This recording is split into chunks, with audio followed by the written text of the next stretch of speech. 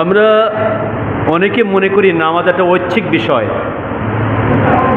অনেকে এটাই মনে করি নামাজ পড়লেও চলে, না পড়লেও চলে। এটা কোনো ব্যাপার না। এটা নামাজ পড়লেও আমি মুসলমান, না পড়লেও মুসলমান। অথচ নবীজি বলেছেন বাইনাল আবদি ওয়া বাইনাল কুফরি তারকুস সালাহ। কাফের এবং মুসলমান এর মধ্যে পার্থক্য হচ্ছে কাফের নামাজ পড়ে না আর মুসলমান নামাজ পড়ে। তাহলে আপনি যে নামাজ পড়েন না, তাহলে আপনি কেমনে মুসলমান? নামাজ তো আপনি আদায় করেন না, নামাজ আপনার নাই, আপনি মুসলিম দাবি করে বসে আছেন। আপনি বড় মুসলিম, সমাজে আপনার বড় ইসলামী নাম। শুধু ইসলামী নাম দিয়েই কাজ হবে না, নামের সঙ্গে কামই করা লাগবে, নামের সাথে কামও করা লাগবে, তাহলে পরে আপনি জান্নাত পাবেন। আমরা অনেকে সুন্দর করে করে নাম রাখি। আমার ছেলের নাম আব্দুল্লাহ, সাইফুল্লাহ। কেন রাখছি? ইসলামী নাম। কিন্তু আব্দুল্লাহ সুদখোর, সাইফুল্লাহ ঘুষখোর, বাবার জমাজমি সহায় সম্পত্তি ফাঁকি দেয়। আমরা মনে করি সে বড় আবেদ। এই আব্দুল্লাহ সাইফুল্লাহ নাম দিয়া কোনোদিন জান্নাতে যাওয়া যাবে না, যদি আব্দুল্লাহ সাইফুল্লাহ আমলে সলেহ না করে। শুধু নাম দিয়ে কাজ হবে না। হ্যাঁ, নামের বড় গুরুত্ব আছে। নাম অবশ্যই ইসলামী নাম রাখতে হবে। এই নাটবল্টু নাম না রাখা, ইসলামী নাম রাখার মধ্যেও আপনার গুরুত্ব আছে। কিন্তু এটাই মনে করলে হবে না শুধু ইসলামী নাম রাখলাম আর ইবাদত ছাড়লাম, এটি না। বাবা মার কর্তব্য হচ্ছে সন্তানের সুন্দর নাম রাখা। ঠিক অনুরূপভাবে বাবা মার কর্তব্য হচ্ছে সন্তানকে ইসলামী শিক্ষায় শিক্ষিত করা। যে শিক্ষা গ্রহণ করলে পরে তার মালিকের সাথে তার সম্পর্ক তৈরি হয়, যে শিক্ষা গ্রহণ করলে পরে সে তার পিতামাতার সম্মান কি, মর্যাদা কি বুঝতে শেখে, এমন শিক্ষা দেওয়া প্রত্যেক গার্জিয়ানের কর্তব্য তার সন্তানকে। এ বিষয়ে নবীজি বলেছেন তলাবুল ইলম ফরিদাতুন আলা কুল্লি মুসলিমিন ওয়া মুসলিমাত। জ্ঞান অর্জন করা, যে জ্ঞানের মাধ্যমে রবকে চেনা যায়। জ্ঞান অর্জন করা, যে জ্ঞানের মাধ্যমে নবীজিকে চেনা যায়। জ্ঞান অর্জন করা, যে জ্ঞানের মাধ্যমে আল্লাহর হক সম্পর্কে জানা যায়। জ্ঞান অর্জন করা, যে জ্ঞানের মাধ্যমে প্রতিবেশীর হক সম্পর্কে জানা যায়। যে জ্ঞান অর্জন করার মাধ্যমে পিতামাতার হক সম্পর্কে জানা যায়। এমন জ্ঞান অর্জন করা, এমন এলেম অর্জন করা প্রত্যেক মুসলমানের পরে ফরজ। মনে রাখবেন, প্রত্যেকটা সময়ের আল্লাহর কাছে হিসাব দেওয়া লাগবে। প্রত্যেকটা ওয়াক্ত, প্রত্যেকটা সময়, সেকেন্ড, মিনিট, ঘন্টা কোথায় আপনি ব্যয় করছেন সবগুলো আল্লাহ তাআলার কাছে হিসাব দেওয়া লাগবে। নামাজ সম্পর্কে আল্লাহ রাব্বুল আলামিন কোরআনুল কারীমে অনেক জায়গায় বলেছেন। আপনারা বহুবার শুনেছেন নামাজের বিষয়ে আল্লাহ তাআলা 82 জায়গায় বলেছেন নামাজ কায়েম করো। নামাজ কায়েম করতে বলেছেন কাদেরকে? যারা মুসলমান দাবি করে, যারা মুসলিম দাবি করে, ইমানদার দাবি করে, তাদেরকে বলেছেন নামাজ কায়েম করো, নামাজ আদায় করো, তাদেরকে বলেছেন। তো আমরা মুসলিম, আমরা মুসলমান, আমরা ইমানদার। মুসলমান হওয়া কঠিন, ইমানদার হওয়া সহজ। জানেন, শুধুমাত্র ঈমান আনার জন্য একটা বাক্য পড়লেই আপনি ইমানদার। সেটা কি? লা ইলাহা ইল্লাল্লাহু মুহাম্মাদুর রাসূলুল্লাহ। এই কালেমা যারা পাঠ করবে, এই কালেমা যারা পাঠ করবে, তারা মুসলমান ইমানদার হয়ে যাবে। এটা গ্রহণ করা মানে ইমানদারের খাতায় নাম উঠে দেওয়া হয়ে গেল। ঈমান আপনি আনলেন, কিন্তু এই কালেমা তৈবার মধ্যে কি বলেছেন সেটাও আপনার বোঝা লাগবে। আমি অনেকবার বুঝে বলেছি, কালেমা তৈবার মধ্যে দুইটা পাঠ। একটা হচ্ছে লা ইলাহা ইল্লাল্লাহ, কোনো মাবুদ নাই, হুকুমদাতা নাই, বিধানদাতা নাই আল্লাহ ছাড়া, মুহাম্মাদুর রাসূলুল্লাহ।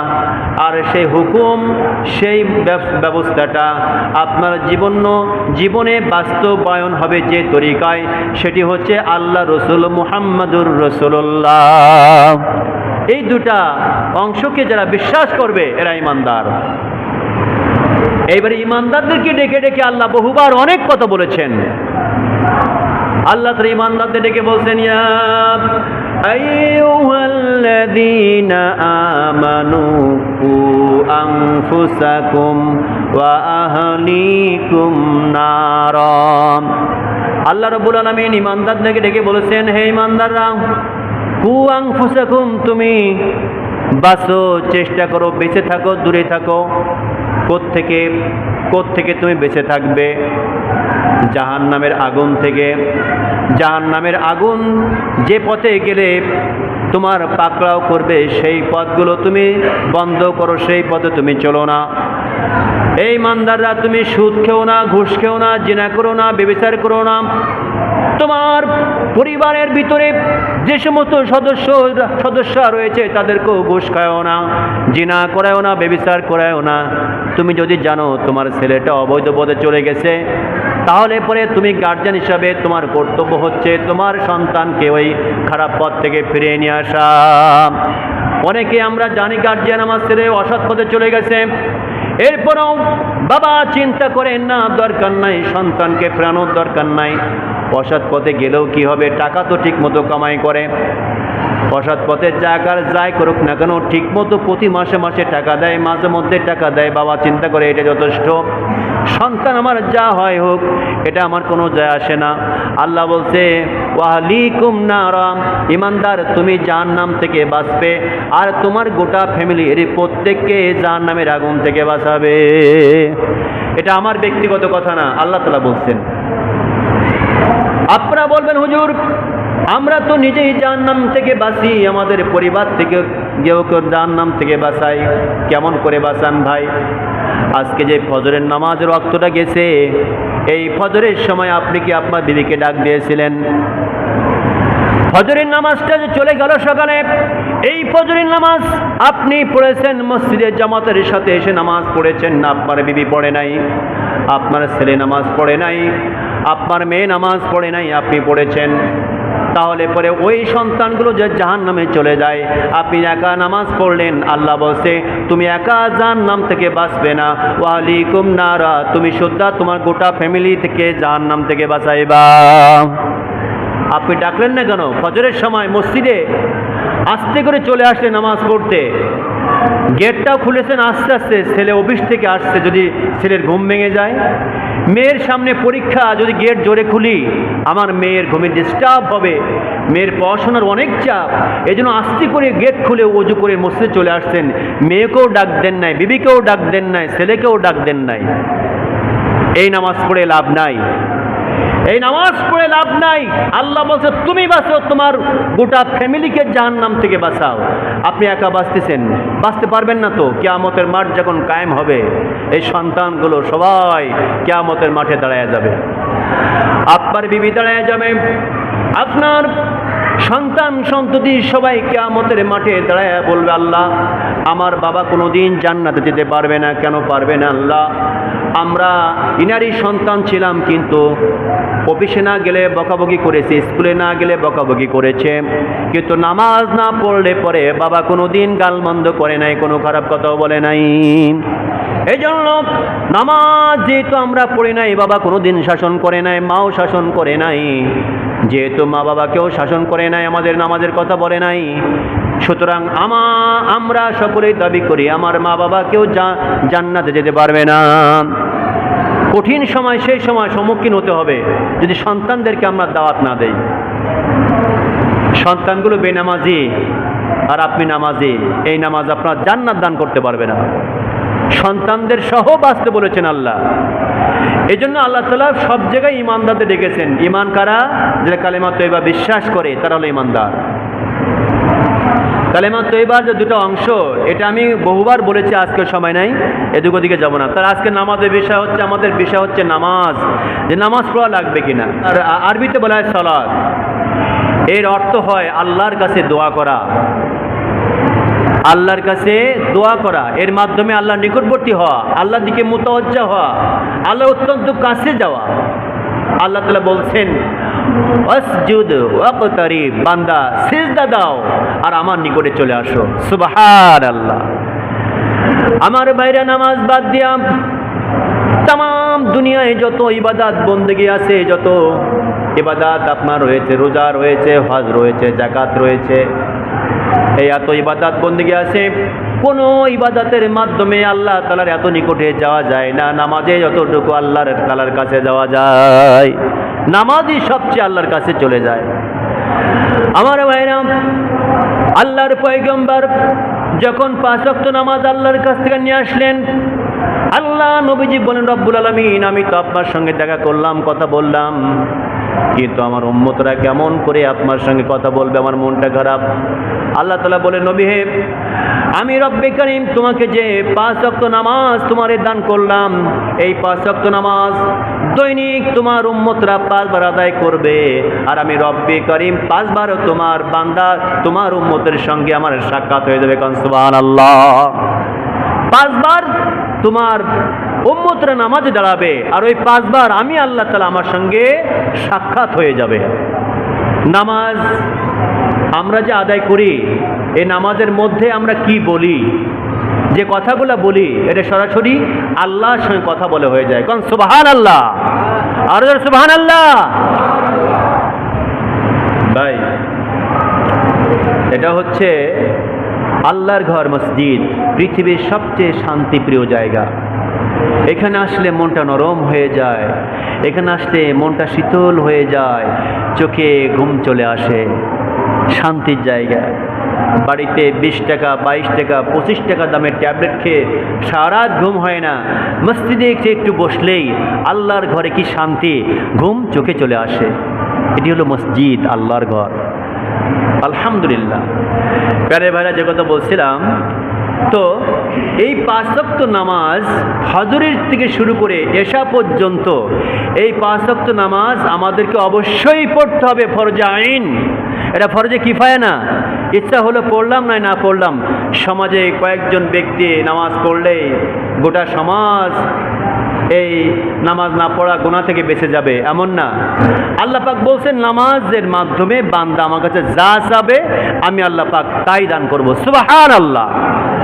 আল্লাহ রাব্বুল আলামিন বলেন, ইয়া আইয়ুহাল্লাযীনা আমানুস্তাঈনু বিস-সাবরি ওয়াস-সালাম ইন্নাল্লাহা মা'আস-সাবিরিন।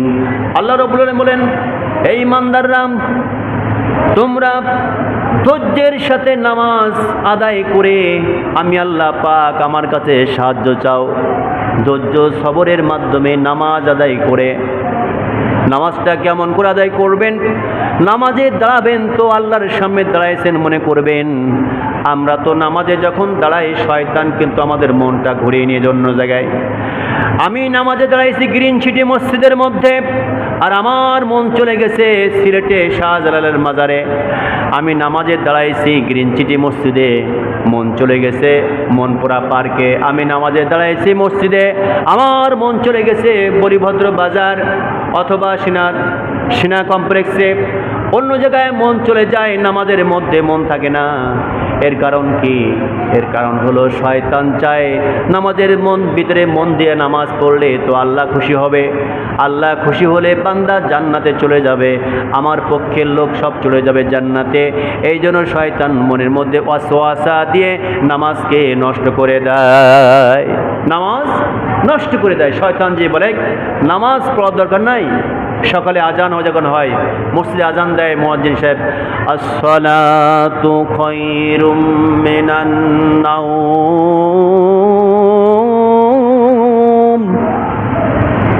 আসসালাতু খায়রুম মিনান নাওম।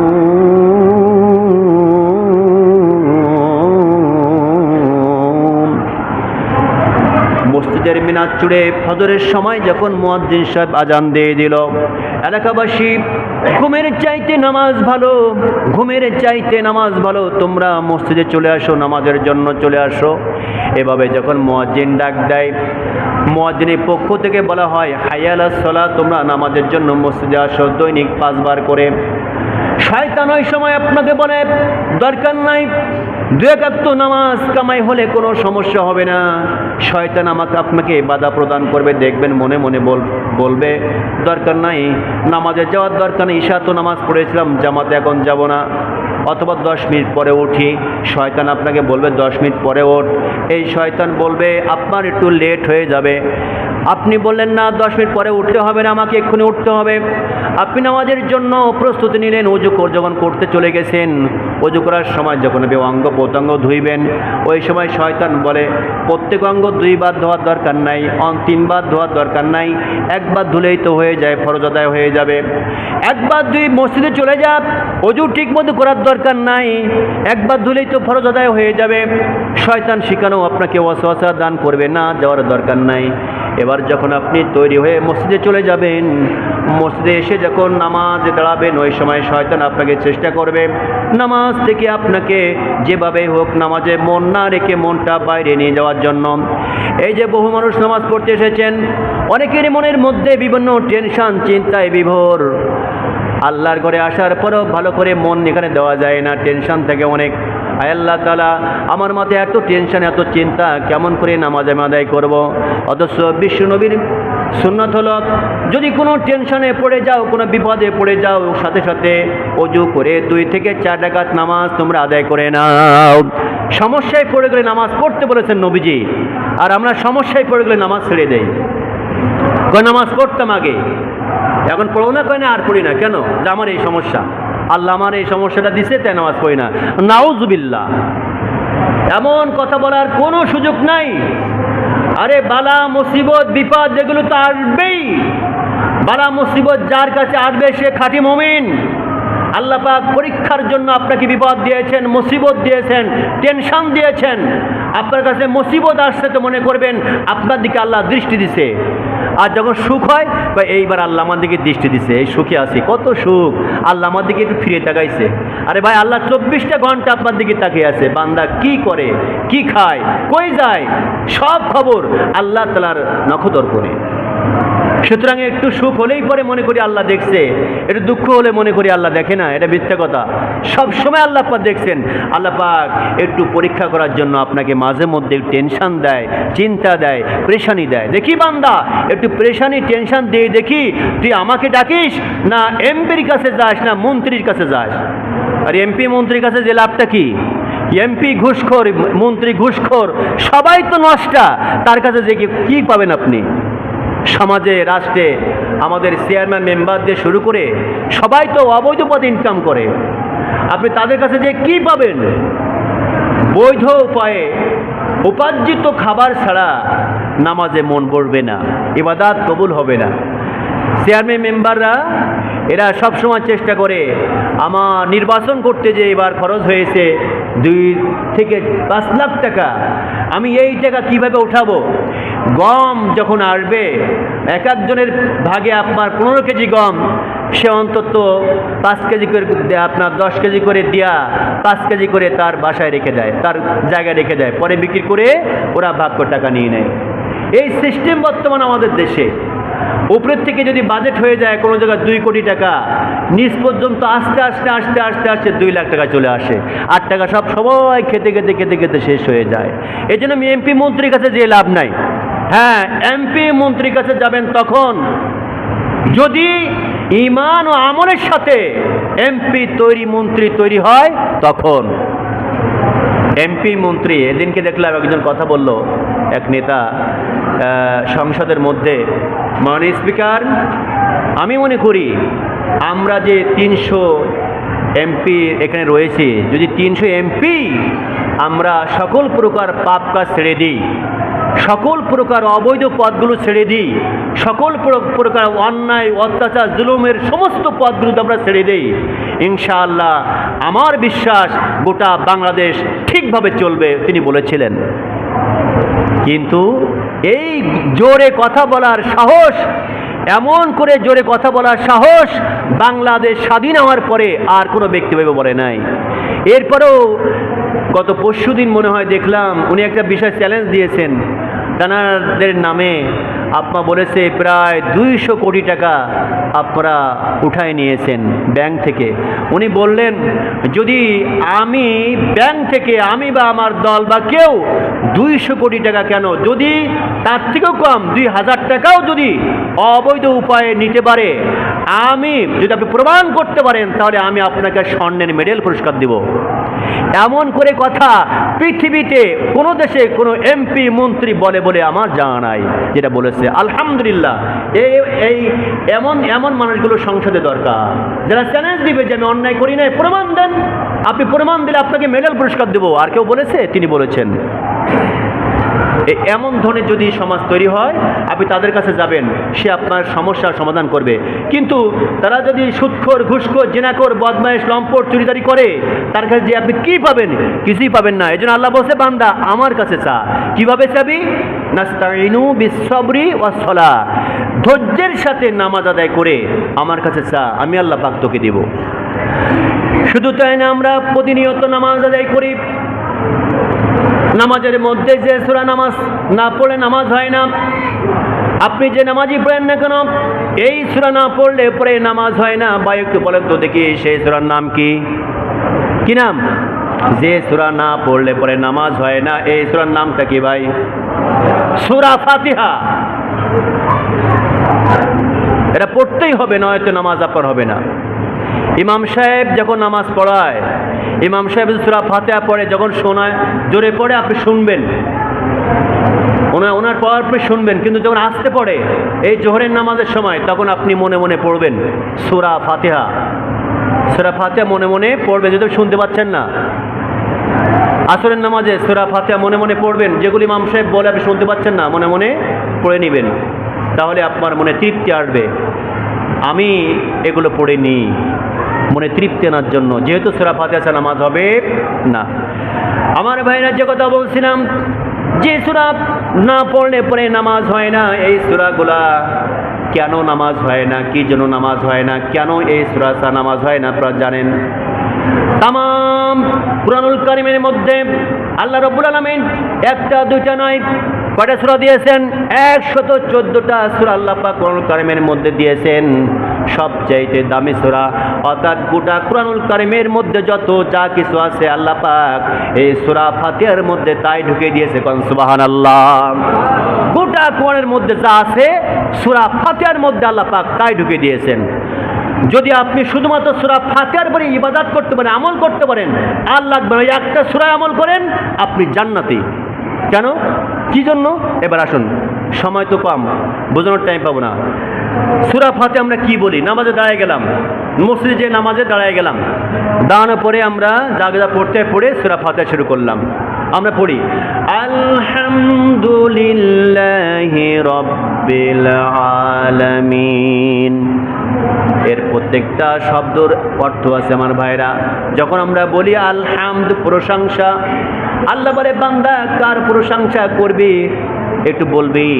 বান্দা বলে লিল্লাহি, আল্লাহর জন্য। আল্লাহ তখন বলে বান্দা সেই রবকে, সে আল্লাহকে একটু বলবে। তখন বলে রব্বিল আলামিন, আমি এমন একজন রবের প্রশংসা করছি যিনি তামাম পৃথিবীর মালিক, তামাম পৃথিবীর রব, যিনি, তার আমি প্রশংসা করলাম। এমন করে নামাজের মধ্যে আল্লাহর সাথে কথা হয়ে যায়। আল্লাহ এবার বলে বান্দা আর কিছু বলবি নাকি? বান্দা তখন বলে আর রহমানির রহিম। তখন বলে এ বান্দা কি বললি তোর রব সম্পর্কে? বান্দা বলল আমার রব অত্যন্ত দয়ালু, অত্যন্ত মেহেরবান।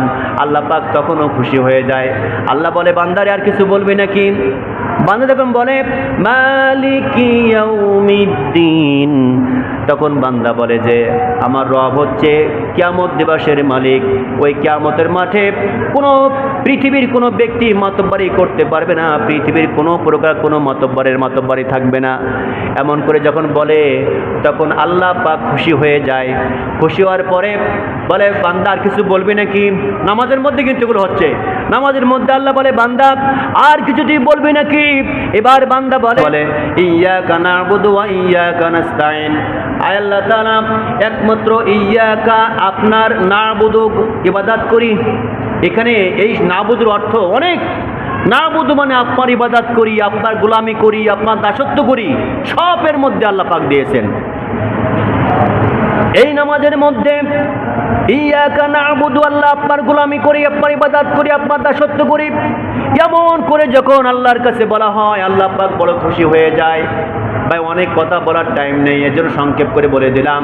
বান্দা যখন বলে আল্লাহ পাক খুশি হয়ে যায়, ওই বান্দা তখন বলে ওয়া ইয়্যাকা নাস্তাঈন, বলে আল্লাহ আপনার কাছে সাহায্য চাই। আল্লাহ রাব্বুল আলামিন তখন ডেকে বলে বান্দারে তুই যে 4টা আয়াত বলেছিস, আমি এই 4টা আয়াত শুনে অত্যন্ত আনন্দিত, অত্যন্ত খুশি। বান্দা তুই যখন নামাজে দাঁড়াইছিস সেখান থেকে তোর দিকে আমার মনটা ফিরাই দিয়েছে, ঘুরাই দিয়েছে। এ বান্দা শোন, তোর পরে আমি বড় খুশি। এ বান্দা তুই এখন কি চাবি চা, তুই যা চাবি যা বলবি আমি রব্বুল আলামিন এই মুহূর্তে তাই কবুল করব। বান্দা তুই আমার কাছে চা, কি চাবি? আমার ভাইরা এই চাওয়াটা কি চাবো কি না চাবো যদি আমাদের দায়িত্ব আল্লাহ পাক ছেড়ে দিতেন তাহলে হয়তো চাইতাম আল্লাহ আমার সম্পদ বাড়ায় দেন, আমার সুন্দর বউ দেন, সুন্দর ছেড়ে দেন, আমার অমুক বাজারে 5টা দোকান দেন, আমার 5 বিঘা সম্পদের মালিক বানায় দেন, এমন করে হয়তো বলতাম। এই জন্য আল্লাহ পাক চিন্তা করলেন না, বান্দার হাতে ছেড়ে দেওয়া যাবে না। আমরা কি চাবো কি না চাবো সেটা আল্লাহ রাব্বুল আলামিন কুরআনুল কারীমের মধ্যে বলে দিয়েছেন, ইহদিনাস সিরাতাল মুস্তাকিম। আমরা বলি আল্লাহ আপনি মেহেরবানি করে আপনার কাছে চা। আল্লাহ পাক বললেন বান্দা যা চাবি তাই দেব। তখন আমরা বললাম ইহদিনাস সিরাতাল মুস্তাকিম। আয় আল্লাহ তাআলা দুনিয়ায় অনেক পথ আছে, অনেক মত আছে, অনেক দল আছে। এই দুনিয়ায় অসংখ্য দলে ভরা, অসংখ্য মতে ভরা। আল্লাহ এমন একটা পথে আপনি আমাদের চালায় নিয়ে নেন, সিরাতাল্লাযীনা আন'আমতা আলাইহিম, যে পথের যে পথ দিয়া আপনার প্রিয়জন বান্দারা যে পথে চলে গেছেন এমন একটা পথে আপনি আমাদের নিয়ে যান। গায়রিল মাগদুবি আলাইহিম ওয়ালাদ-দাল্লিন। আল্লাহ ওই পথে আপনি নেবেন না যে পথে আপনার দুশমন আবু জাহেল, উতবা, সাইবা সহ তাম দুনিয়ায় কোরআনকে যারা ভালোবাসে না, কোরআন যারা পছন্দ করে না, এমন মানুষ যে পথে চলে গেছে আল্লাহ ওই পথে আপনি নেবেন না। এরপরে বলা হয় আমিন। আমার ভাইরা ওই যে আমিনটা যখন আমরা বলি আমাদের সাথে সাথে ফেরেশতারাও কিন্তু আমিন বলে। আল্লাহ নবী বলেন সূরা ফাতিহা শেষ হওয়ার পরে, বুখারী শরীফের হাদিস, সূরা ফাতিহা শেষ হওয়ার পরে আমিন যখন যদি আমরা বলি ওই আমিনটা যদি ফেরেশতার সঙ্গে অ্যাড হয়ে যায় তাহলে পরে আমাদের প্রত্যেকের তামাম জীবনের গুনাহগুলো আল্লাহ মাফ করে দেয়। কোন সুবহানাল্লাহ। এই জন্য সূরা ফাতিহা শেষ হওয়ার পরে আমিন বলবো আস্তে আস্তে, জোরে না। কিভাবে বলবো? আস্তে আস্তে আমরা আমিন বলবো, এমনভাবে বলবো যেন আমি সকলে শুনি, অন্যজনের শুনে তার ডিস্টার্ব না হয়ে যায়। আল্লাহ পাক আর টাইম নেই। আল্লাহ রাব্বুল আলামিন আমাদের প্রত্যেকে ভাই নামাজের আলোচনা এটা সংক্ষিপ্ত শেষ করা যাবে না, এটা কয়েক জুমা ধরে ইনশাআল্লাহ আলোচনা হবে। যেহেতু আমরা নতুন বছরে পা দেব আগামী জুমায়, আগামী বছরতে নতুন বছর শুরু হবে, নতুন বছর শুরু হবে। একটু আনন্দ নেই মানুষের মনে? পয়লা বৈশাখ শুরু হলে কত আনন্দ, পয়লা ডিসেম্বরে পরে জানুয়ারি আসলে কত আনন্দ, আর আরবি মাস শেষ হয়ে নতুন মাস আসতেছে, নতুন বছর, এই নিয়ে কোনো টেনশন আমাদের নাই। আল্লাহ পাক এমন একটা সমাজ দান করুক যে সমাজ আসলে পরে এই পয়লা মহরম সম্পর্কে মানুষ অবগত হবে এবং সে বিষয়ে অনেক অনুষ্ঠান করবে। আল্লাহ পাক তৌফিক দান করুক। আমরা যে আলোচনা শুনলাম আমি শুদ্ধা আমাদের প্রত্যেকের জীবনে আল্লাহ পাক বাসুকা তৌফিক দান করুক। আমি শুদ্ধা আমার প্রত্যেক মুসল্লি আমরা 5 ওয়াক্ত নামাজ ঠিক মতো পড়ি, আমার বিবি, আমার বাচ্চা, বাবা মা সহ সরজম নামাজ ঠিক মতো পড়তে পারলে তৌফিক দান করুক। আমিন।